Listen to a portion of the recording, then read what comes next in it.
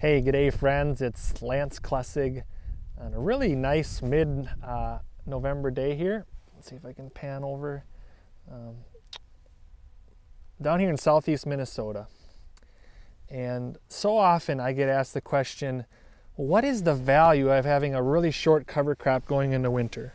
Okay, so like I'm talking like a cover crop like this, right? 4 inches tall, about 4 inches of roots, mid-November. What's the value of that? And it's a great question, right?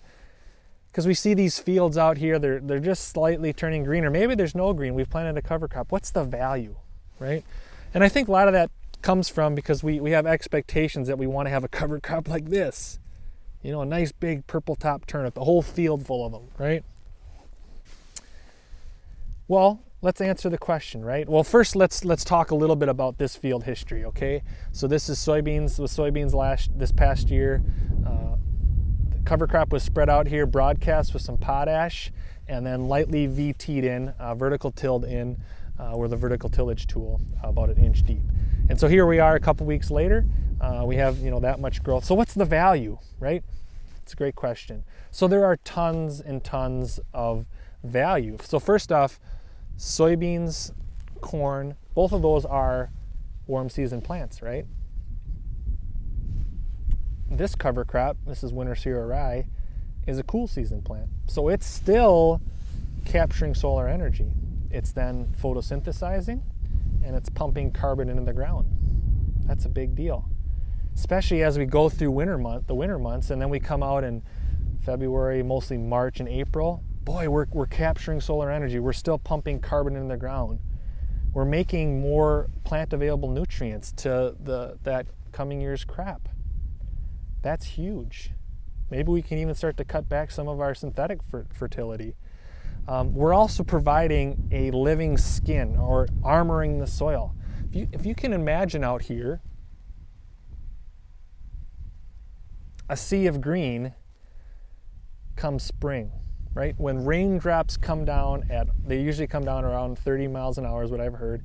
That armor, that skin is protecting the ground, right? So we're not going to have water running off. We're going to have increased water infiltration rates. That's a big deal, because as we think about nutrient cycling, having increased water infiltrating, percolating into our soil is huge, right?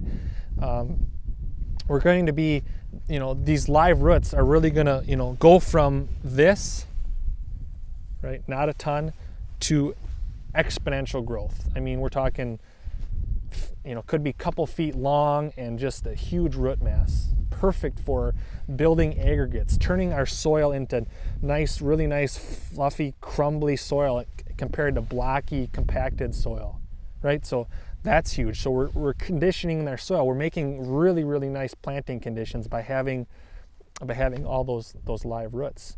And so, we have the plant that looks like this, right?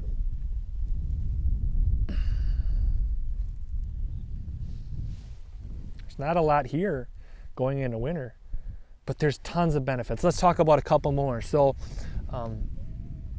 cereal rye is going to come up. The corn's going to be planted green. Perfect planting conditions, very limited dust, probably no dust, added armor and insulation. We're going to terminate that rye crop, cover crop, and because we've covered up the soil, we're going to have far fewer weeds. So this cover crop is going to be awesome at suppressing weeds. It's going to lay down, continue to protect the soil, and we're probably going to get by with just one pass of herbicide instead of, in a traditional field, probably 2 passes are going to be needed. So that's huge. So we can save some money on inputs there. We're still going to maintain yields, and ultimately what we're shooting for is to be the low-cost producer, farmer, maintain our yields and have increased ROI. So that's huge, right? So when somebody asks you, what's the value of this short little cover crop, right? That's relative, short. Maybe it's not even coming out of the ground before we freeze, lock tight for the winter. You can confidently say there's lots of value, tremendous value, especially when you're out on a farm like this, okay? Doesn't look like much, but this father-son team, they planted well over 800 acres of cover crop this year. That's awesome. Across lots of landscape, we can really be improving our landscapes, our water infiltration, just to name one. So again, just wanted to provide a quick update here from Southeast Minnesota. If you like our videos, hey, give us a thumbs up. You can also hit the subscribe button. And lastly, friends, choose to make it a great day.